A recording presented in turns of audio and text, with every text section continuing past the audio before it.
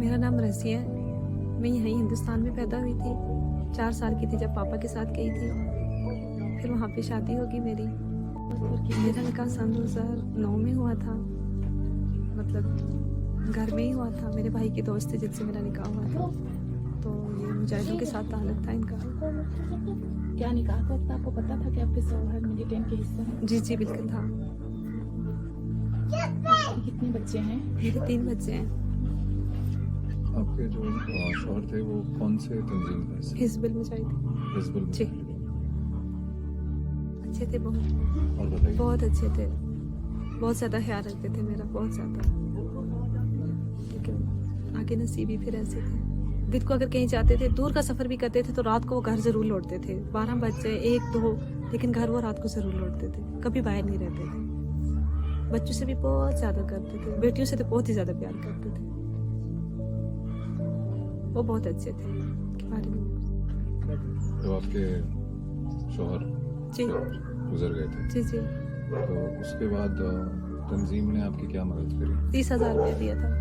और बस 30,000 दिया था। फिर मंथली देते थे, कभी 10 कभी 12, इससे ऊपर नहीं देते थे। कब तक दिया? आने से 8-9 महीने पहले, तकरीबन 8-9 महीने पहले बंद हो गया था देना। और आपके शौहर 2018 में, जी जी 18 में हुए थे। तो 2018 में 30,000 रुपये पाकिस्तानी करेंसी, पाकिस्तानी 30,000 रुपया दिया था। और उसके बाद यहाँ 10-12 2020 तक उन्होंने आपको जी जी 20 तक 10-12 हज़ार महीने का खर्चा देते चलाने के थे। लिए। जी, जिसमें सिर्फ रेंट और बच्चों की फीस निकलती थी।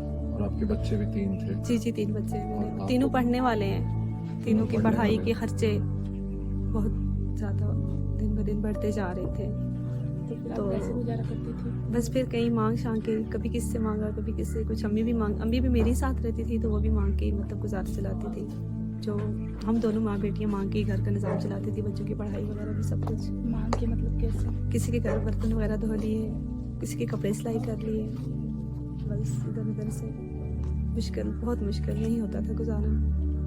यकीन जाने कभी हम भूखे भी रहे हैं, कभी खाते थे कभी भूखा रहते थे। कोई आपका मदद करने के लिए नहीं, आपके कोई सामने नहीं था। आया? भाई हैं तो वो भी खास अपना नहीं निज़ाम चला सकते थे। आखिर में तो उनका भी निज़ाम काफ़ी दरहम बरहम हो गया था, जिस वजह से हालात बहुत मुश्किल हो गए थे। आपको वहाँ किन किन तकलीफ़ों का सामना करना पड़ा?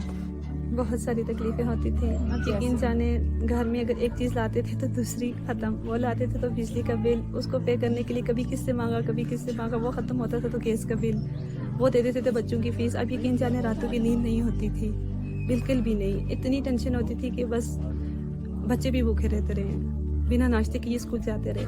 बस भटकते भटकते दिन गुजरते थे, कभी किधर कभी किधर। साल एक तो हम रहे ठीक, 1 साल पूरा नहीं हुई किसी चीज़ की टेंशन। तो उसके बाद हमने बहुत मुश्किल हालात गुजारे, बहुत मुश्किल। तो आप इस बात से सहमत हैं कि ये एक ऐसी संस्था है जो आपको मुजाहिद बनाती है, जी और आपके गुजर जाने के बाद आपके परिवार का कुछ समय के लिए ख्याल रखती है, कुछ समय के लिए लगती है और फिर नहीं, फिर छोड़ फिर देती फिर है, छोड़ क्योंकि- देती है उसको। क्योंकि ऐसे कि बहुत जैसे परिवार हो कभी जाते जानते ही नहीं थे किसी के। हैं। हाँ जी, जी बच्चों पे भी कोई नहीं, किसी को नहीं, बस बिल्कुल अपने हाल पे छोड़ देते हैं। पराया कोई को। तरस नहीं, जैसे कभी देखा ही ना हो इन लोगों ने, अनदेखा सा कर देते हैं। फिर बच्चे हैं तो ये बस बहुत मुश्किल है। इनकी उम्र इतनी नहीं थी जितने इन्होंने मुश्किलें देखी हैं, बहुत ज़्यादा। तो आपने ये कदम कब उठाया कि आप वहाँ से वो छोड़कर पाकिस्तान जैसे ही उन छोड़ें? लोगों ने पैसे बंद किए तो उसके 1-2 महीने के बाद मैंने ये कदम उठाया कि मैंने जाना है। तो फिर रिश्तेदारों ने हेल्प की, कुछ भाइयों ने मांगा, कुछ इधर उधर से हेल्प करके हमने पासपोर्ट वगैरह बनवाए। तो फिर मैं बच्चों को लेके आ गई इधर। कहाँ से आए? हम लोग नेपाल वाली साइड से हैं। नेपाल वाली जी। साइड से। फ्लाइट मैंने ली थी इधर से न्यू इस्लामाबाद से कतर, तो कतर से आगे काठमांडू, काठमांडू, और काठमांडू से आगे काठमांडू से आगे हम आए दिल्ली, दिल्ली से जम्मू, जम्मू से श्रीनगर, और श्रीनगर आके मैंने पापा को कॉल की, उन्होंने टैक्सी वाले से बात की, और फिर शहर। फिर मैंने अपने पापा से मुलाकात की, फिर पापा ने इनके दादा दादी को कॉल की कि आपके बच्चे आए हैं, फिर आप आए। तो फिर वो इनको मिलने यहाँ आ गए थे। वहाँ से जब मैं निकली तो सिर्फ मेरे भाई का और मेरा आपस में मतलब रब्ता था, बाकी हमने किसी को नहीं बताया। तो जैसे ही हम श्रीनगर पहुँचे तो फिर मैंने अपने अब्बू को बताया। इनको भी उस दिन पता चला जब मैं श्रीनगर पहुँची। फिर रात को यहाँ पे रहे थे, तो फिर सुबह हम चले गए थे थाने में, तो वहाँ पे काफ़ी बयान वगैरह हुए। जी। 4 दिन में वहाँ रही हूँ, उसके बाद जमानत हुई है तो फिर घर आई हूँ। वहाँ रही हूँ, वहाँ बच्चों का बहुत ख्याल रखा है मेरा। 4 दिन बच्चों का बहुत ज़्यादा ख्याल रखा है। बच्चों के साथ उठना बैठना ऐसे था जैसे हम फैमिली में रह रहे हैं। ऐसे लग ही नहीं रहा था कि हम घर से अलग रह रहे हैं। बच्चों को बाहर से चीज़ें ला के देनी, बच्चों का ख्याल रखना, बातें करना बच्चों के साथ, बहुत ज़्यादा ख्याल रखा है इन 4 दिनों में। बच्चे बहुत खुश हुए यहाँ पे आके। इंडियन आर्मी पुलिस आपने देख ही लिया है। जी जी बिल्कुल, मैं उनका देख के आई हूँ। क्या व्यवहार है उनका मैं आपके रह साथ? के आई हूँ, 4 दिन में रह के आई हूँ वहाँ पे। पहले दिन तो मैं बहुत ज़्यादा रोने लगी थी। मैंने कहा मैं यहाँ कैसे रहूँगी। फिर जब देखा वहाँ का निज़ाम तो यकीन जाने आने का दिल नहीं कर रहा था। बच्चे इतने खुश थे वहाँ पे, कभी नीचे कभी ऊपर, कभी नीचे कभी ऊपर। बस यही कहूँगी कि ये जो है मुजाहिद लेके जाते हैं, फिर वहाँ पे शादियाँ, इनको कोई ख्याल नहीं होता, ज़िंदगियाँ बर्बाद होती हैं। हमने जो हालात गुजारे हैं, मैंने जो हालात गुजारे हैं, यकीन जाने में रातों को जाग जाग के गुजारती थी कि सुबह मैं किधर जाऊंगी, कैसे क्या करूंगी। सोती में बिल्कुल भी नहीं थी। नींदें तो बिल्कुल जैसे थी ही नहीं, हमें सुकून तो बिल्कुल था ही नहीं। बच्चों के सुकून के लिए कभी दिन में किधर भटकते, कभी किधर कभी किधर। इनकी हर ज़रूरत कभी पूरी होती थी, कभी नहीं होती थी। कुछ ईदें ऐसी गुजरी हैं जिन पे इन्होंने कपड़े पहने, जिन पे नहीं पहने। बहुत मुश्किल हालात से हम गुजरे हैं। तो मैं यही कहूँगी कि सोच समझ के हर एक को ये कदम उठाना चाहिए। वहाँ जाके शादियाँ कर लेते हैं, जिंदगियाँ बर्बाद कर देते हैं, नहीं सोचते हैं पीछे रहने वालों का। अब इसके जो मेरे शोहर थे उनको लेकर गए, कम से कम घर बताते हैं तो बंदा चलो जाने से मना करता है। बताते भी नहीं है, बस ये कहते हैं कि हम कहीं लेके जा रहे हैं, 3 से 4 दिन लगेंगे, आप परेशान नहीं होना, नंबर बंद हो गया, अपनी टेंशन नहीं करनी। तो फिर बंदा इसी चीज़ में बैठा रहता है कि बस 3-4 दिन तक वापस आ जाएंगे। फिर तब पता चलता है जब महीने गुजर जाते हैं। मैं यही कहूँगी कि मुजाहिद ना बने कोई भी, बस। क्योंकि जो मुझ पे गुजरी है, मैं नहीं चाहती कि किसी और पे गुजरे। मेरे साथ अम्मी का सपोर्ट था, जैसे भी थे बस, लेकिन नहीं, मैं कहती हूँ ना उठाइए कभी। बच्चों पे क्या असर हुआ था उनके पिता का गुजर जाने का? बहुत ज़्यादा सदमा लगा था। हालात ये पढ़ाई पे बिल्कुल नहीं ज़हन लगा सकते थे जब से उनकी हुई थी। बिल्कुल पढ़ाई पे ज़हन नहीं लगाते थे। स्कूल से इनके मतलब रोज़ शिकायतें आती थी कि नहीं, सोचते रहते हैं, बैठे रहते हैं पढ़ाई पे। एक तो होता है बच्चे शरारती ना पढ़े, कहते हैं नहीं ये बैठे रहते हैं, ये पढ़ाई नहीं करते, ये सोचते रहते हैं। ये बेटा है तो ये तो उनके जाने के बाद इसका ये हाल हुआ। पहले ठीक ठाक अच्छा भला सब, खाना पीना इन्होंने बिल्कुल वो सूरत हाल ही नहीं रही ना, बिल्कुल वो कंडीशन रही नहीं।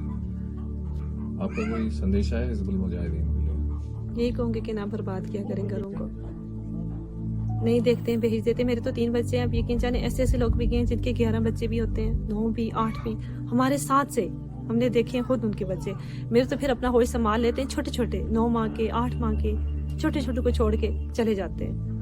वो उकसाते हैं तो फिर वो भी वापस नहीं देखते कि पीछे हमारे बच्चे हैं, ये कैसे जिएंगे, कैसे पलेंगे। औरत कितना ही करती है, घर का करेगी या बाहर का करेगी। ये निकाल देते हैं, इनको कोई नहीं होता कि पीछे अगर ख्याल रखने वाले हों तो फिर चलो वो बात है। ख्याल तो ये रखते ही नहीं है, बिल्कुल पराया कर देते हैं। साल एक अपना शो दिखाते हैं कि भाई हम बहुत ज्यादा ख्याल रखते हैं, साल के बाद अपने हाल पे छोड़ देते हैं। कोई मरे या जिए इन्हें कोई फर्क नहीं पड़ता। उनके कारण जवानी में अपनी जान दी है, अपने बच्चों को छोड़ के गए हैं। जिन बच्चों के बिना वो खाना नहीं खाते थे, वो बच्चे छोड़ के वो गए हैं, हालात छोड़ के चले गए। वो इसको छोड़ के चले गए हैं। तो उनको आप क्या कहना मैं चाहते यही कहूँगी कि किसी और का घर ये ना बर्बाद करे। खुद बैठे होते हैं मजे से अपनी अपनी सीटों में, कोई टेंशन नहीं होती है, इनको भेज देते हैं आगे दूसरों को।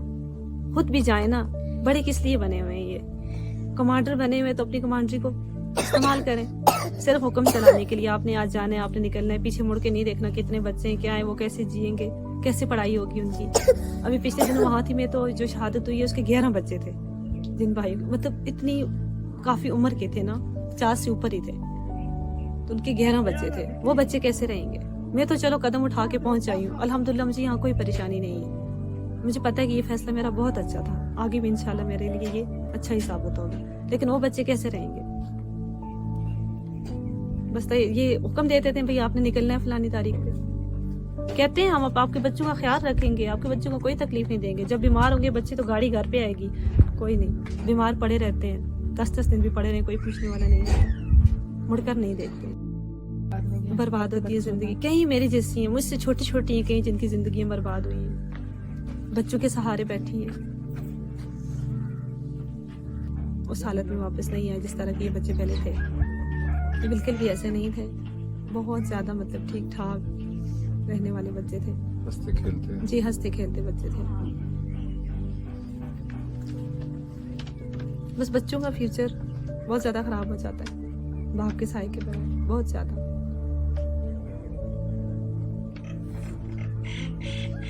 हमने ईदें भी मनाई हैं लेकिन ना मनाने के बराबर, हमने खुशियाँ भी मनाई हैं लेकिन ना मनाने के बराबर।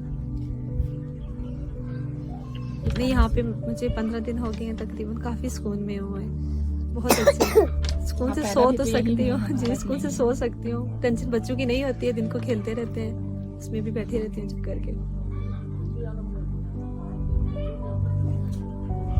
जिस हिसाब से कह रहे थे कि भारत में ये होगा तो वो होगा, अल्हम्दुलिल्लाह जी हम बहुत सुकून मिला आके, बहुत रिलैक्स हुए। मेरे बच्चों का बहुत ख्याल रखा गया यहाँ पे। आपका इस बारे में क्या ख्याल है कि अगर मेरी बीवी जी पाकिस्तान जाए तो उसके साथ क्या व्यवहार किया जाएगा? वो वहाँ अपनों का ख्याल नहीं रखते तो यहाँ से जाने वालों का क्या रखेंगे?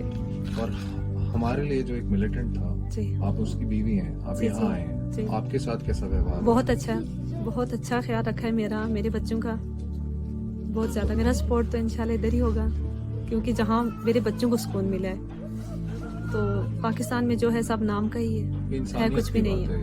ये इंसान कोई इंसानियत नहीं है वहाँ की, इंसानियत मेरे लिहाज में तो नहीं है। मैं यही कहूँगी कि वहाँ की जो तंजीम है वो यहाँ कश्मीर के जो नौजवान हैं अपने इस्लाम का मतलब गलत इस्तेमाल करके, तो इनका भी गलत इस्तेमाल करते हैं नौजवान सारे,